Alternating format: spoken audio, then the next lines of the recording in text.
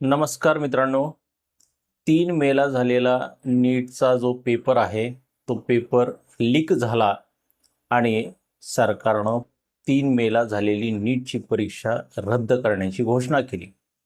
आता या नीट leak paper प्रकरणामध्ये कोण कोण बडे मासे CBIनं गाला लावलेले आहेत हे आपल्या सर्वांना माहिती आहे.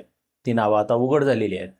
त्यापैकी पहिलं नाव आहे RCC क्लासचे संचालक शिवराज मोटेगावकर. त्यानंतर दुसरं नाव आहे NTAचाच केमिस्ट्रीचा पेपर सेटर PV कुलकर्णी आणि तिसरं नाव आहे NTAचीच पेपर सेटर प्राध्यापक मनीषा मांढरे. तर आता या व्हिडिओमध्ये आपण जाणून घेणार आहोत की कशा पद्धतीनं मनीषा मांढरे हिनं हा पेपर फोडला आणि आता CBI तपास जी करत आहे त्या तपासाच्या बाबतीमध्ये मनीषा मांढरेच्या पर्टिक्युलरली मनीषा मांढरेच्या बाबतीमध्ये CBI हतबल असलेली पाहायला मिळत आहे. तर त्याचं कारण काय आहे तेच या व्हिडिओमध्ये आपण जाणून घेणार आहोत. तर मित्रांनो, नीट लीक पेपर प्रकरणामध्ये या प्रकरणाची जी पार्श्वभूमी आहे ती पार्श्वभूमी अशी आहे की 3 मेला झालेला पेपर लीक करण्यात आला. पूर्ण देशभरामध्ये 22 लाख विद्यार्थ्यांनी हा पेपर दिला होता. या 22 लाख विद्यार्थ्यांच्या स्वप्नांचा चुराडा या मोटेगावकरनं केलेला आहे. तर मोटेगावकर हा या कटाचा एक सक्रिय सदस्य आहे आणि मोटेगावकरनेच PV कुलकर्णी आणि मनीषा मांढरे या दोघांची वर्णी नीटच्या पेपर सेटर बॉडीवरती लावली होती. हे सुद्धा CBIनं सिद्ध केलेलं आहे.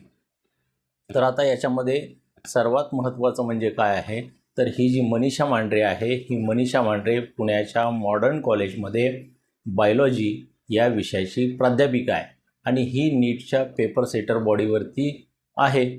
तर या मनीषा मांढरेनं नीटच्या पेपरमध्ये बायोलॉजीचे जे प्रश्न विचारले होते ते प्रश्न तिनं अतिशय पूर्णपणे डोक्यामध्ये ठेवले. कुठल्याही पद्धतीचा पुरावा, कुठल्याही पद्धतीचं रिटर्नमध्ये मटेरियल किंवा कुठल्याही पद्धतीचं मोबाईलमध्ये फाईल बनवणं म्हणा किंवा मोबाईलमध्ये PDF असणं म्हणा, तर असा कुठलाही पुरावा तिच्याकडे CBIला सापडलेला नाही आहे. मग मनीषा मांढरेने हा पेपर लीक केला कसा किंवा हे प्रश्न जे आहेत हे प्रश्न मोटेगावकरपर्यंत तिनं कसे पोचवले. तर मनीषा मांढरे गेली 25 वर्ष झालं मॉडर्न कॉलेजमध्ये बायोलॉजी हा विषय शिकवत असल्यामुळे आणि 25 वर्षाचा दांडगा अनुभव असल्यामुळे आणि स्मरणशक्ती चांगली असल्यामुळे या मनीषा मांढरेनं ते पूर्ण बायोलॉजीचे प्रश्न जसेच्या तसे तिनं डोक्यामध्ये हे केले, सेव्ह केले. तिच्या तेवढी बुद्धिमत्ता आहे. त्या बुद्धिमत्तेच्या जोरावरती तिनं ते प्रश्न लक्षात ठेवले आणि तसेच्या तसे प्रश्न तिनं पूर्ण प्रश्न पुढे मोटेगावकरला फॉरवर्ड केले. तर आता CBIच्या समोर पेच असा आहे की मनीषा मांढरेच्या घराची ज्या वेळेला CBI आता झडती घेत आहे किंवा मनीषा मांढरेची कोठडी घेतलेली आहे CBIनं, कोठडीमध्ये मनीषा मांढरेची चौकशी करत आहे, त्यावेळेला CBIला सर्वात मोठं CBIच्या समोर आव्हान काय आहे तर मनीषा मांढरेकडे कुठलाही पुरावा सापडत नाही आहे. मग हिनं पेपर फोडला असं कसं म्हणता येईल. तर हे सर्वात मोठं चॅलेंज जे आहे ते CBIच्या समोर आहे. मनीषा मांढरेने सर्वच्या सर्व प्रश्न तिनं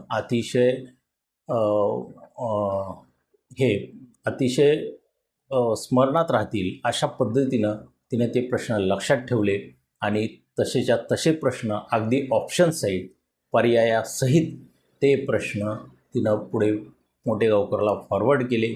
त्यामुळे CBIला आता मोठा प्रश्न CBIच्या समोर हा उभा आहे की मनीषा मांढरेच्या विरोधात पुरावे कसे मिळवायचे, हा मोठा प्रश्न CBIच्या समोर आहे.